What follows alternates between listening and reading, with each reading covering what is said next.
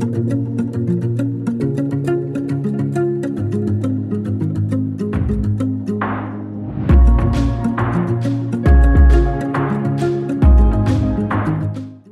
à tous et bienvenue dans ce nouvel épisode d'Instant Simple, une parenthèse d'évasion.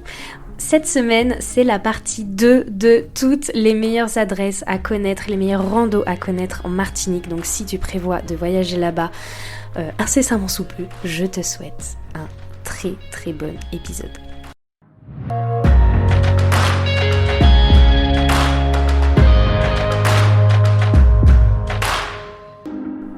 Je suis Lina, coach de vie certifiée et voyageuse solo passionnée. À travers ce podcast, je vous propose chaque mardi un récit de voyage, une anecdote qui a été transformatrice pour moi ou l'un des invités. Le but, c'est d'aller explorer ensemble les leçons de vie qu'on a pu tirer de ces expériences, parfois un peu folles quand même. Alors si vous cherchez un podcast qui mixe développement personnel et voyage, vous êtes au bon endroit. Si ce concept vous plaît, je vous invite à soutenir ce podcast en laissant une note, un commentaire ou en le partageant à vos proches. Sur ce, bon épisode. Ensuite, maintenant, il est temps que je te donne mes conseils sur les activités à faire. Donc, au niveau de ces conseils, tout d'abord, je les ai répartis par secteur de l'île, voilà, le nord, le sud, Anse-d'Arrée, etc. J'ai pas la science infuse, là, je te partage juste de bon cœur toutes les activités que j'ai adorées, tous les spots que j'ai préférés. Après, évidemment, il y en a d'autres et évidemment, cette liste n'est vraiment pas exhaustive. En tout cas, voilà, je te partage tout ce que j'ai aimé faire.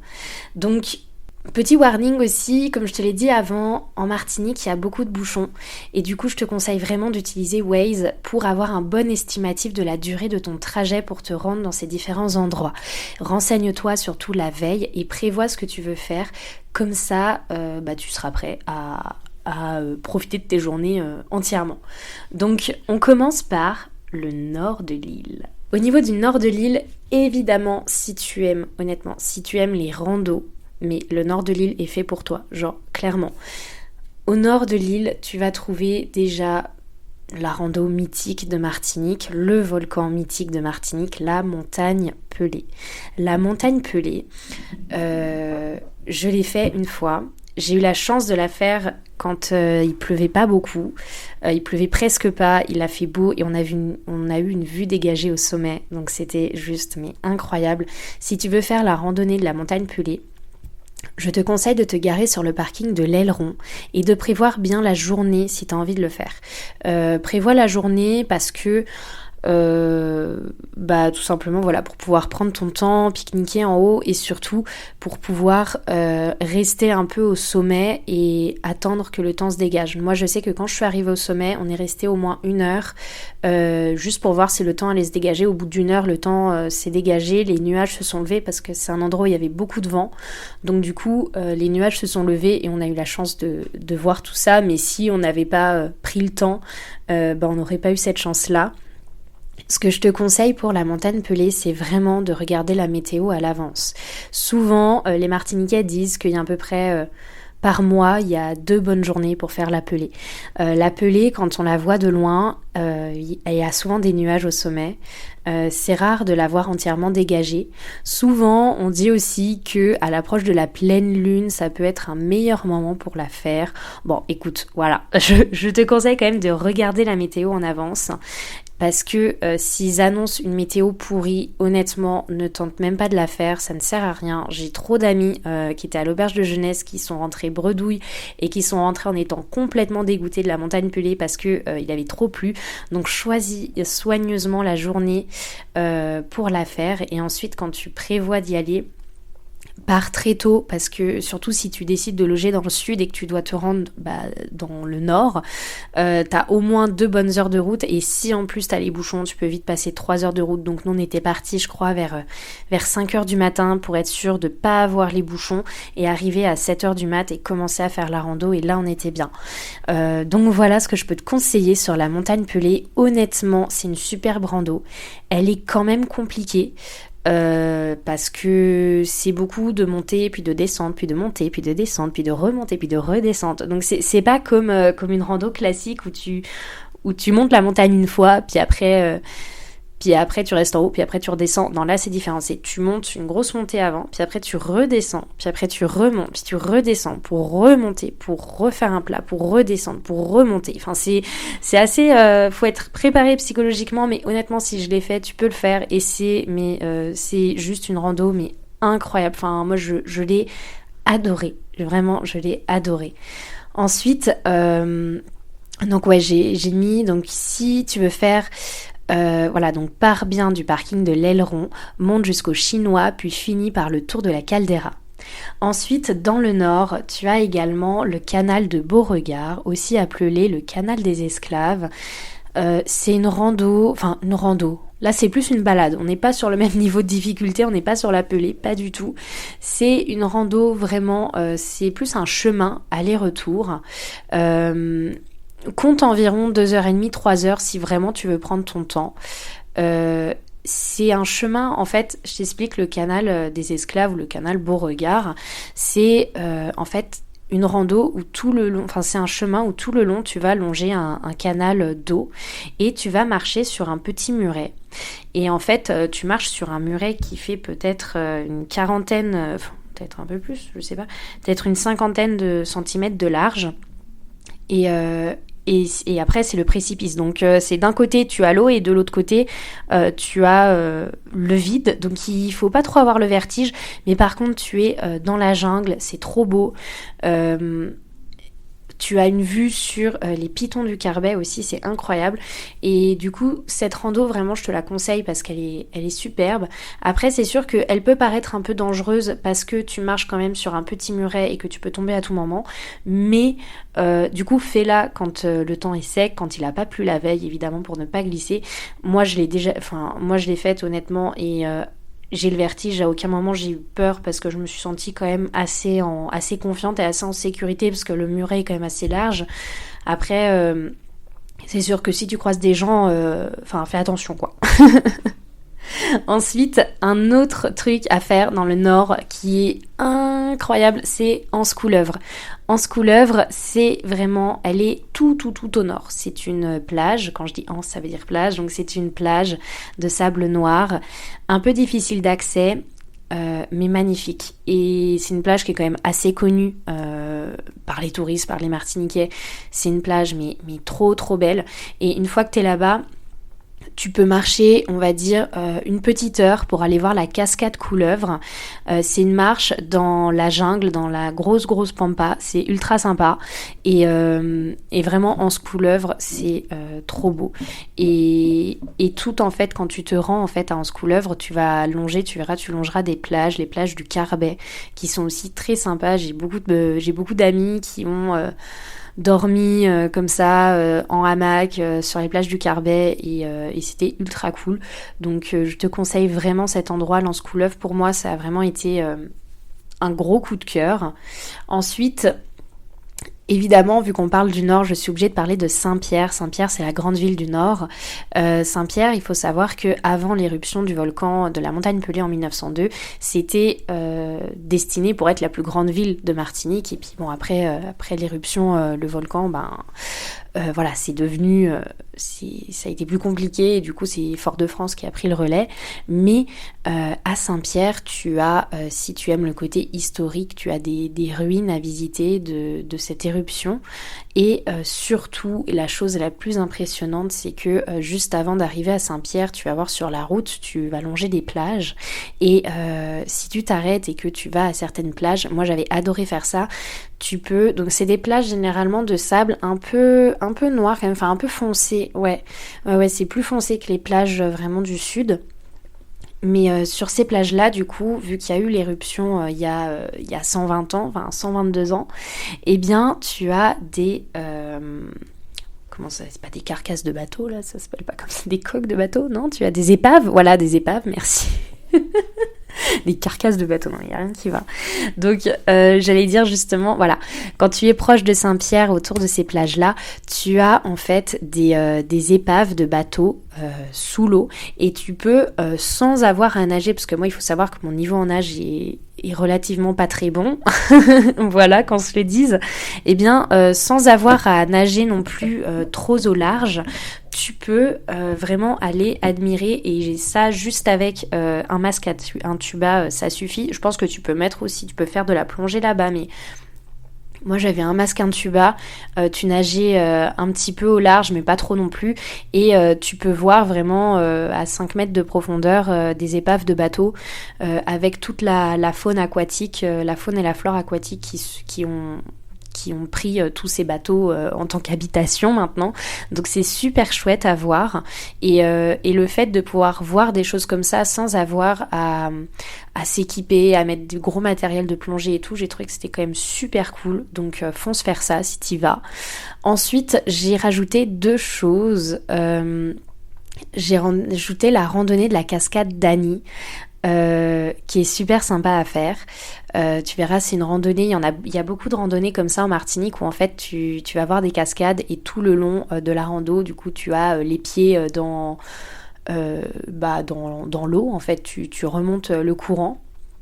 Donc prévois aussi des chaussures, ne prends pas des chaussures de rando, mais prends plutôt des chaussures de trail, si tu veux mon conseil. Moi j'ai fait avec des chaussures de trail tout le temps, et ça me permettrait quand même de filtrer l'eau, parce que les grosses chaussures de rando, quand elles se remplissent d'eau, c'est juste horrible.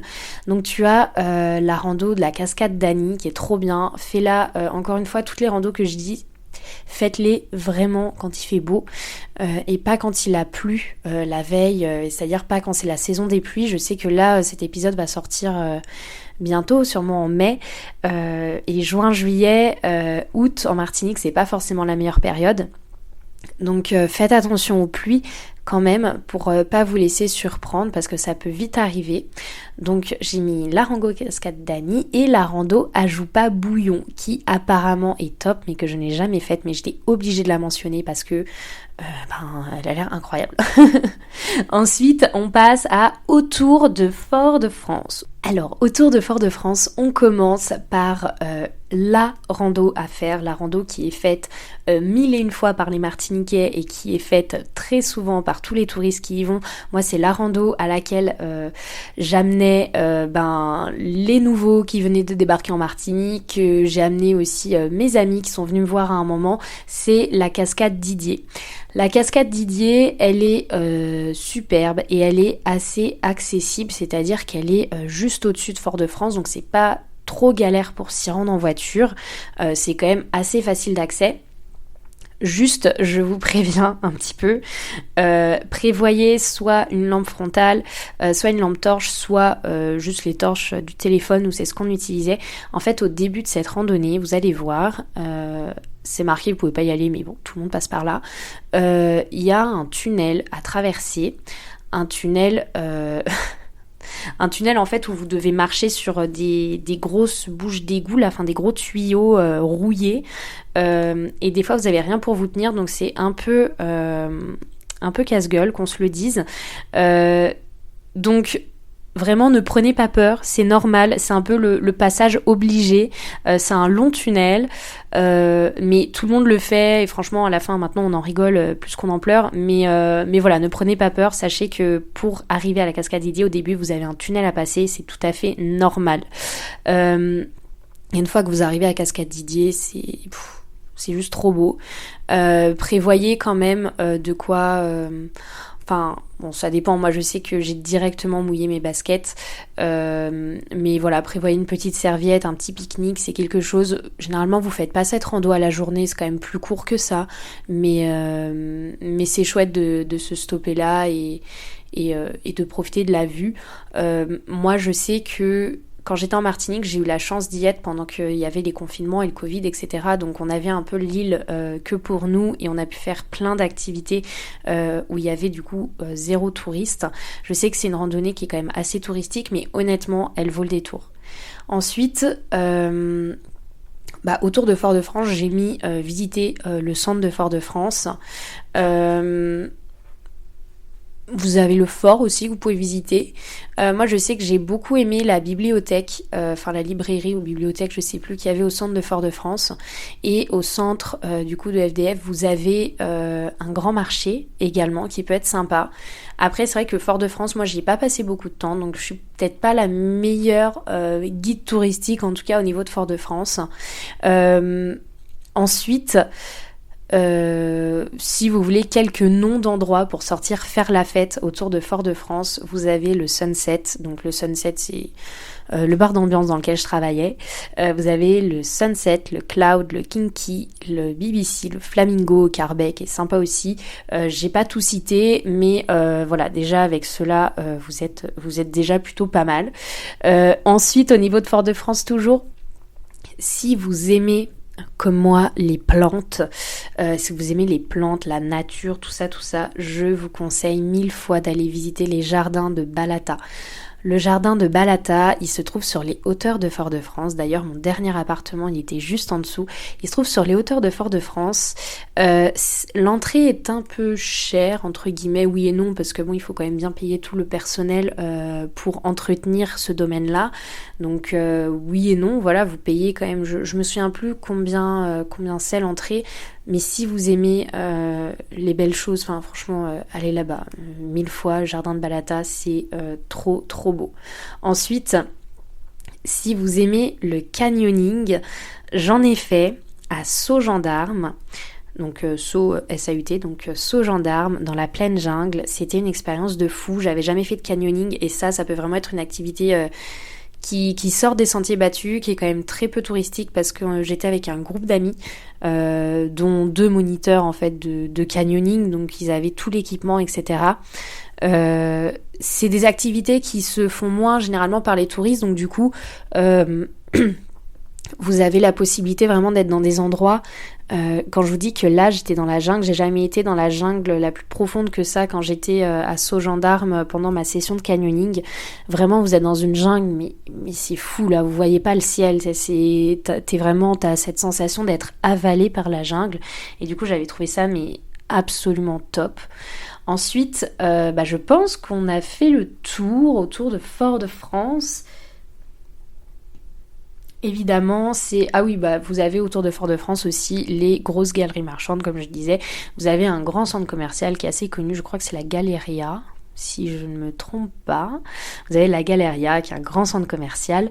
Vous avez plein de marques de métropole, plein de marques internationales, etc. Ensuite, on passe au côté Trinité Tartane. Donc Trinité Tartane, comme je vous le disais tout à l'heure, c'est un endroit un peu plus reculé, qui est vraiment au niveau de l'océan Atlantique. Et pour faire du surf, si vous aimez ça, franchement, vous avez je crois que la plage s'appelle la plage des surfeurs, carrément. Donc c'est là-bas que j'ai fait mes cours de surf. Honnêtement, j'avais pas le niveau. Il y avait un espace quand même pour les débutants. Si vous voulez prendre des cours de surf, c'est là-bas. Ils sont très pédagogues. Et honnêtement, c'est assez chouette. Ensuite, vous avez une randonnée, une des plus belles randos aussi que j'ai eu la chance de faire en Martinique, se trouver vers Trinité Tartane, c'est la randonnée de la presqu'île de la Caravelle. C'est magnifique. Franchement, cette randonnée-là, vous avez la chance de voir presque tous les paysages en une randonnée. Vous passez par des mangroves, vous passez par des falaises, vous passez par des plages, vous passez par des étendues d'herbe, vous passez par des forêts, enfin voilà. Et vous voyez beaucoup de choses. Après, c'est une randonnée où il fait très chaud. Donc commencez là, honnêtement, croyez-moi, commencez là au début de la matinée. Nous, on a eu la pire idée ever de la commencer à midi. Du coup, on a sué, c'était terrible. On avait chaud, on avait soif, enfin c'est vraiment terrible. Donc commencez là plus tôt, voilà, si vous voulez mon conseil. Mais honnêtement, la randonnée de la Caravelle, c'est trop beau. Ensuite, si vous voulez visiter une distillerie, c'est du côté de Trinité Tartane, enfin un petit peu avant. Vous allez avoir l'habitation Clément qui est très sympa. Après, à vous de voir si vous avez envie de visiter une habitation. Mais en tout cas, voilà, je peux vous la recommander. C'est une des quand même des plus connues en Martinique. Ensuite, on passe au quartier Le Vauclin Sainte-Anne. Au niveau du quartier, Sainte-Anne-le-Vauclin, donc là, tu auras compris, on est, si t'as retenu les noms évidemment, on est sur le sud, la pointe sud et la pointe vraiment à l'est, pardon, la pointe est et la pointe sud, donc vraiment côté Atlantique. Donc vous avez plein de choses superbes à faire là-bas. Honnêtement, j'ai adoré le quartier Vauclin-Sainte-Anne, c'est trop beau. En plus, quand tu loges à Sainte-Luce, t'es à 25 minutes de route, c'est trop chouette. En premier, j'ai envie de vous conseiller une randonnée qui s'appelle la randonnée Trou Cochon. Bon, c'est pas forcément le nom le plus sexy, on se l'accorde, mais la randonnée Trou Cochon, je l'ai trouvée géniale, incroyable. Elle se situe vers le Vauclin.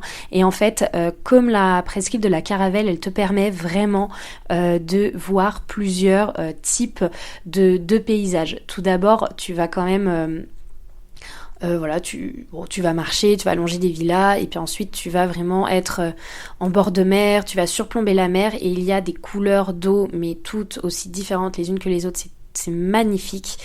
Et du coup tu vois du coup le côté atlantique et ensuite du coup tu arrives dans les mangroves de Trou Cochon. Donc là tu es dans les mangroves et vraiment il peut y avoir des bateaux et tout, donc l'ambiance est souvent assez chouette. Des fois il y a des gens qui font des sorties bateaux là-bas, donc l'ambiance est souvent assez festive à Trou Cochon.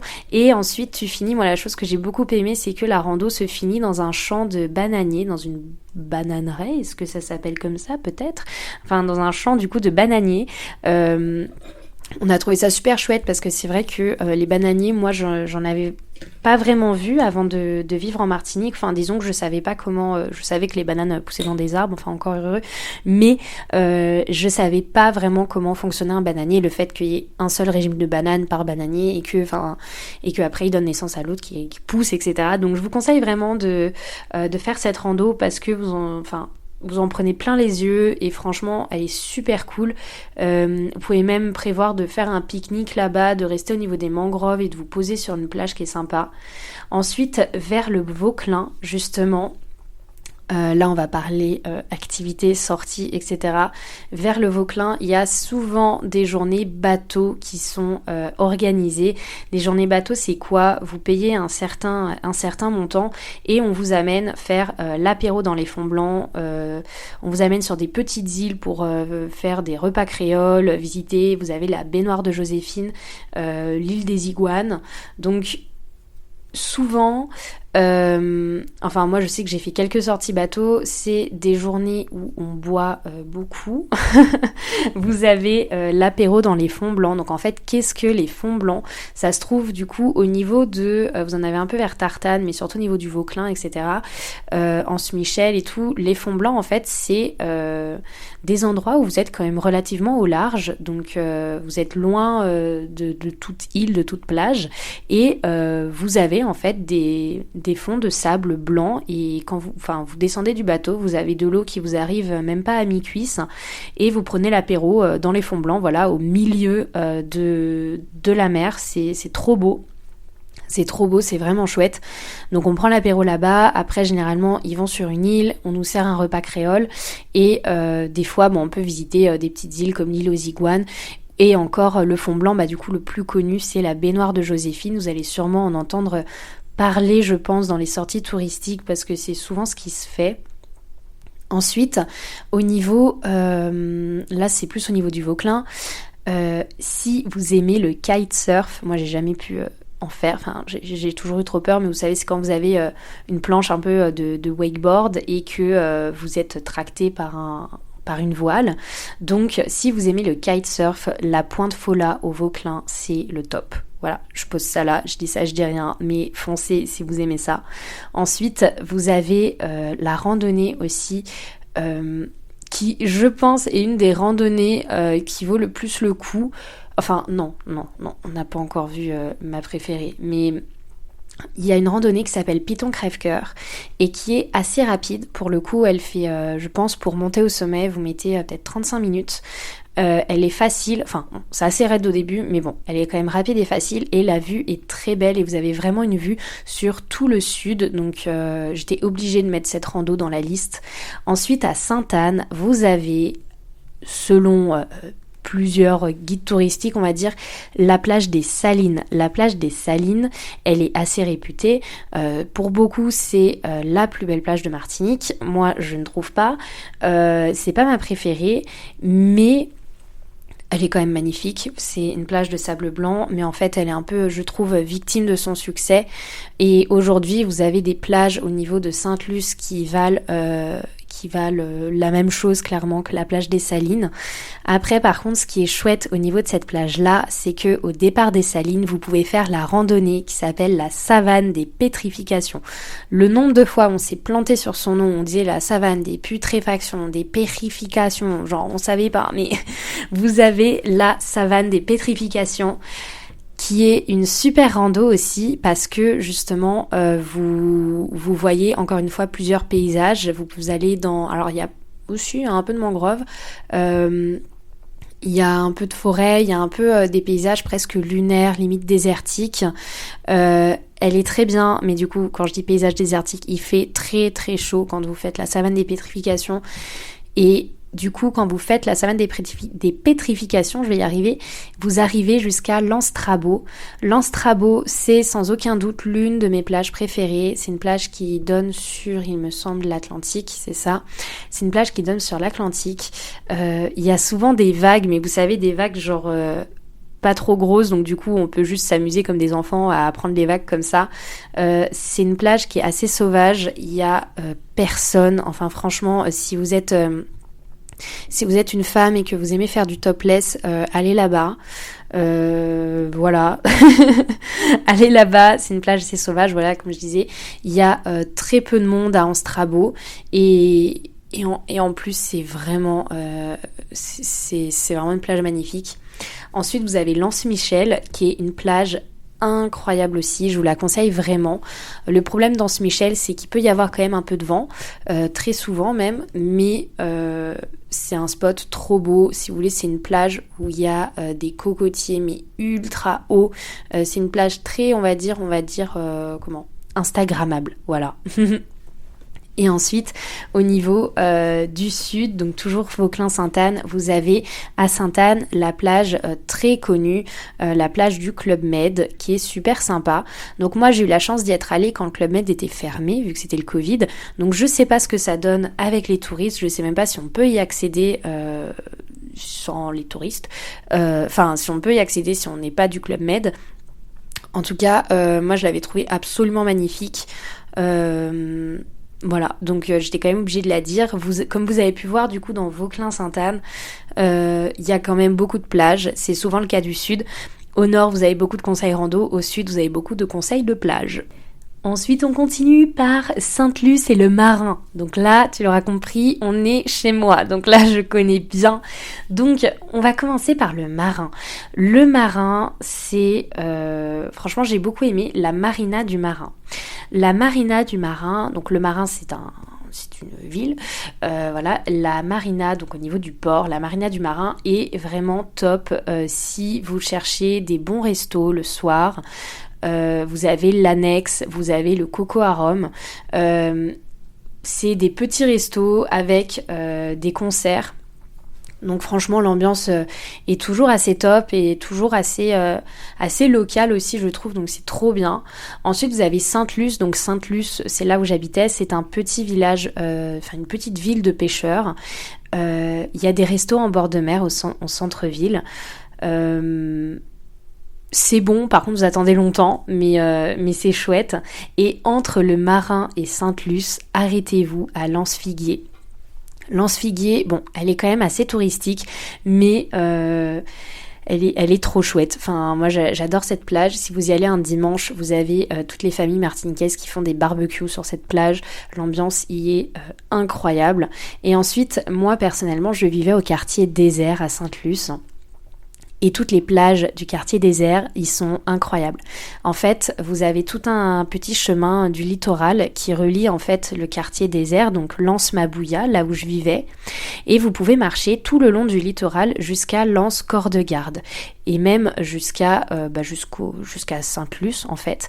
Et du coup, quand vous allez marcher du quartier désert jusqu'à Sainte-Luce, vous allez longer plein de plages. Donc vous allez faire Mabouya, Fond Banane, Fond Larion, et vous allez faire Lance Corps de Garde. Et moi vraiment, ma préférée, je crois que c'était Fond Banane.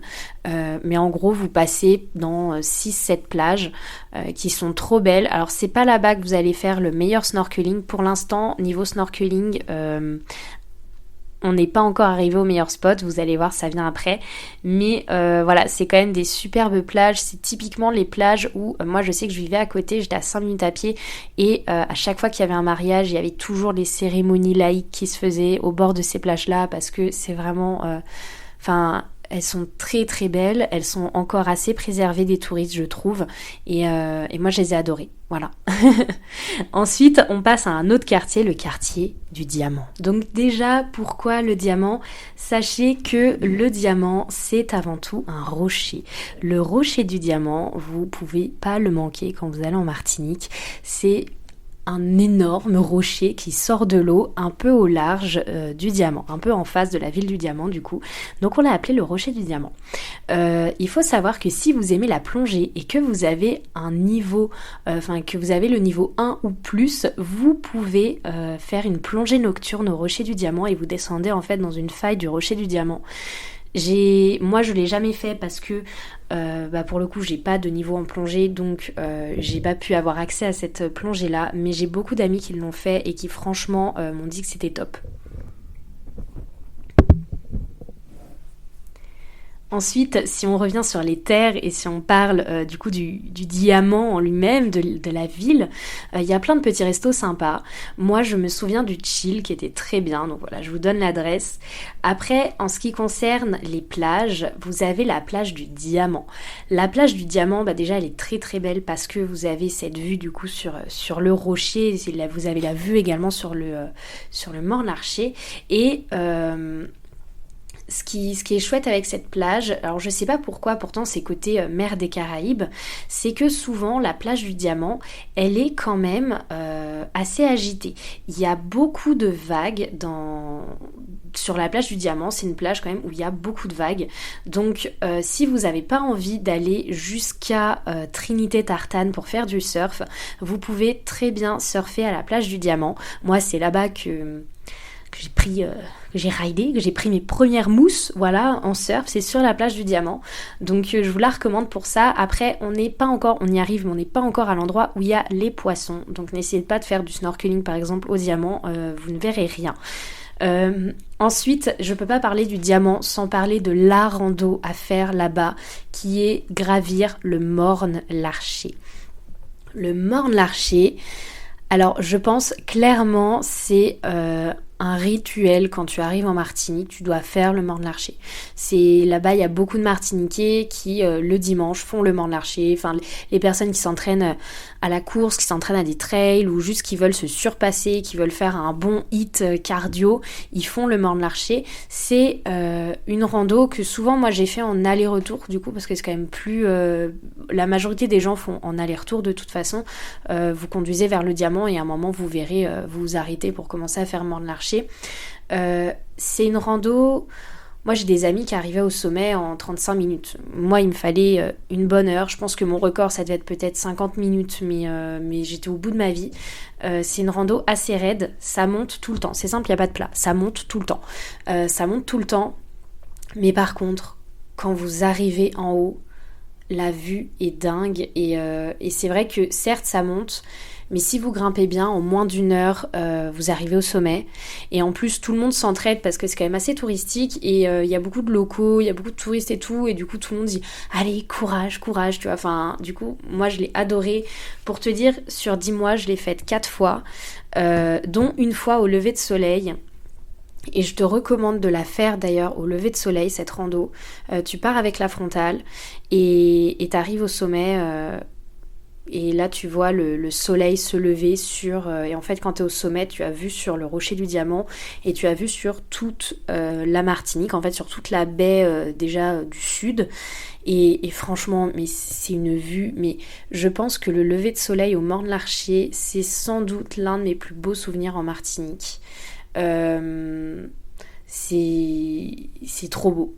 Enfin, c'est trop bon. Comptez quand même 1h30. Si vous faites 2 nuits pour la première fois, comptez 1h30 peut-être pour la montée, pour prévoir large. Mais franchement, vous ne serez pas déçus du spectacle. Après, évidemment, checkez quand même la météo la veille pour être sûr que vous ayez un lever de soleil, quoi.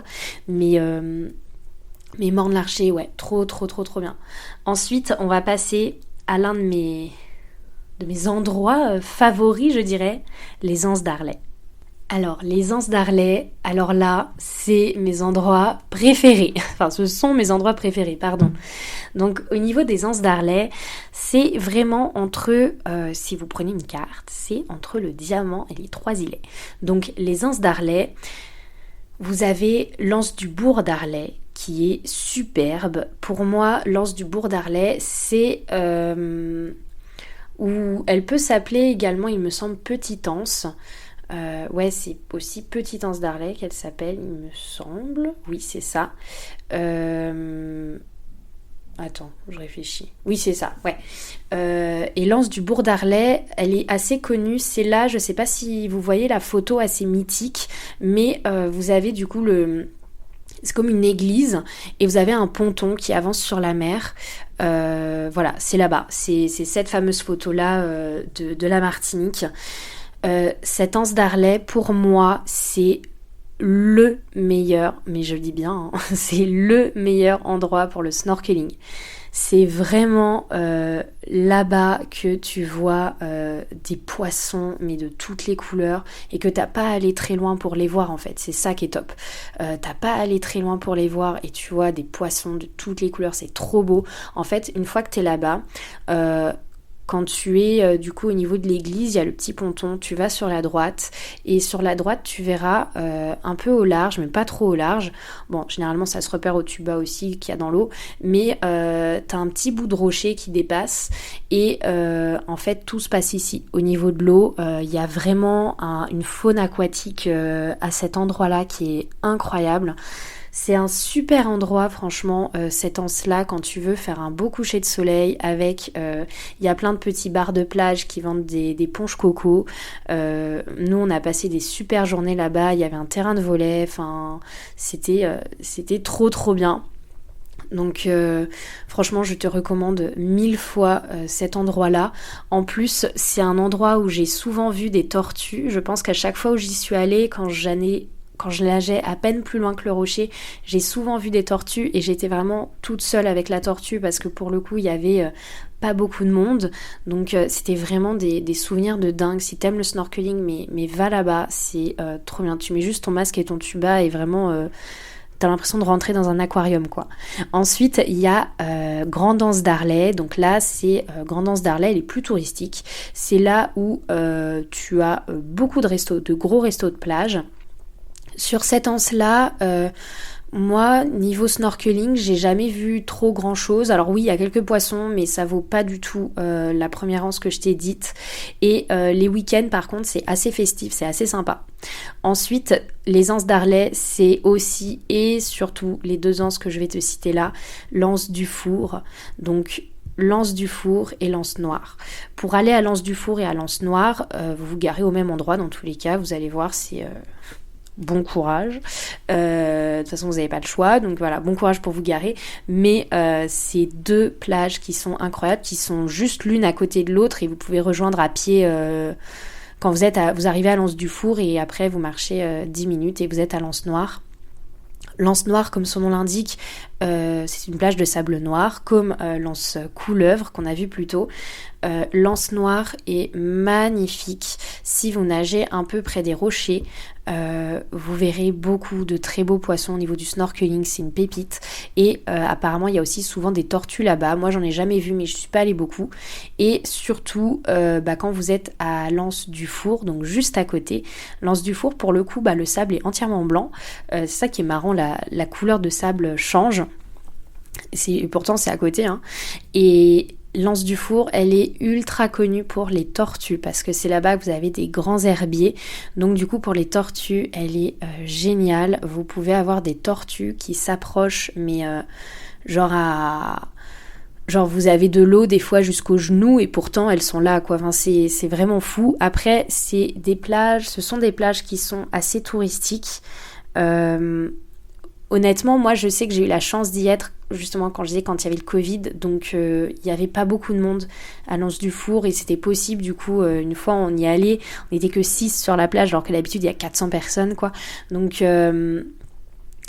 si vous voulez voir des tortues, si vous voulez être sûr d'en voir, allez-y quand même plutôt, évitez les week-ends, allez-y quand même plutôt le matin.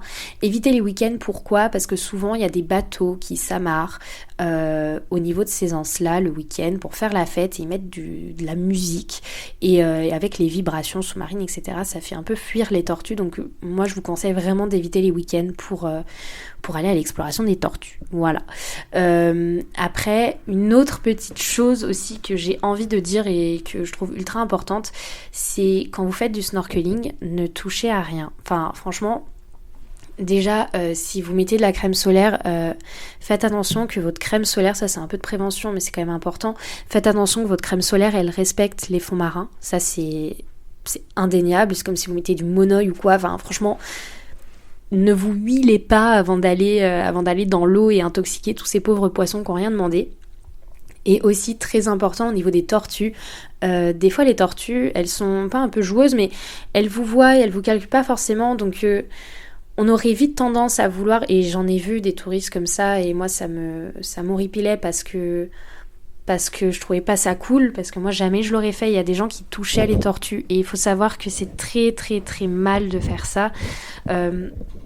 Souvent c'est vrai que surtout quand vous êtes à Anse du Four, les tortues sont très proches de nous, c'est-à-dire des fois tu peux avoir de l'eau en fait tu peux avoir pied et avoir une tortue qui passe près de toi, et donc je conçois que ça peut être tentant de vouloir toucher sa carapace, mais ne le fais pas. Ne le fais pas tout simplement parce que nous, en tant qu'êtres humains, sur nos mains, on va avoir des bactéries et en touchant la tortue, on va déposer ces bactéries sur sa carapace. Sauf que la tortue n'est peut-être pas... ne va peut-être pas réagir de la même façon à nos bactéries et peut être malade et même intoxiquer d'autres tortues à cause de ça. Du coup, vraiment, respectez les tortues et ne vous accrochez pas à elles, ne les touchez pas. Voilà, juste regardez-les, laissez-les vivre leur vie et admirez le spectacle sans essayer de les déranger. Et ensuite, pour terminer, vous avez les 3 îlets. Donc les 3 îlets, comme je disais au tout début, c'est un endroit assez touristique, notamment la Pointe du Bout aux 3 îlets. C'est sympa quand vous voulez sortir, bon, il n'y a même pas de gros bars, mais c'est très touristique. Vous trouverez plein de bons restos, mais c'est pas du tout local, quoi. Enfin, moi c'était vraiment pas mon endroit préféré. Après souvent faut savoir que vu qu'il y a beaucoup de touristes là-bas et qu'il y a beaucoup de resorts, c'est quand même un endroit où vous trouverez le départ de beaucoup d'activités comme certaines, moi j'ai déjà fait certaines journées bateau, donc pas celle des Fonds Blancs parce que là c'est plus côté Vauclin, mais des journées catamaran, des journées bateau si vous voulez aller voir pourquoi pas des baleines ou même des dauphins. Souvent ça part d'ici. Moi j'ai aussi déjà loué un bateau à la journée avec des amis. On l'a loué à partir des 3 îlets parce que c'est quand même un endroit assez stratégique de partir des 3 îlets, parce que après vous pouvez remonter les plages du Nord et dans les criques du Nord, franchement vous avez des endroits trop beaux qui sont où vous pouvez amarrer un bateau ultra facilement, voir plein de poissons et il y a vraiment personne parce que vous êtes sur votre bateau. Donc ouais, les 3 îlets c'est sympa pour ça. Après aux 3 îlets, vous avez également un endroit qui s'appelle la Savane des Esclaves. Moi je l'ai fait une fois dans le cadre d'un festival. C'est comme un musée où tu peux en fait te balader et un village esclave a été reconstruit comme ça. Bon, voilà, je pose ça là, vous en faites ce que vous voulez. Et ensuite, qu'est-ce que j'allais dire ? Oui, vous avez également aux 3 îlets, vous avez le village de la poterie. Pour le coup, c'est ultra sympa, vous pouvez prendre des cours de poterie. Vous pouvez... Franchement, c'est trop beau à voir, il y a des petits savons, il y a des petits potiers, enfin c'est trop mimes.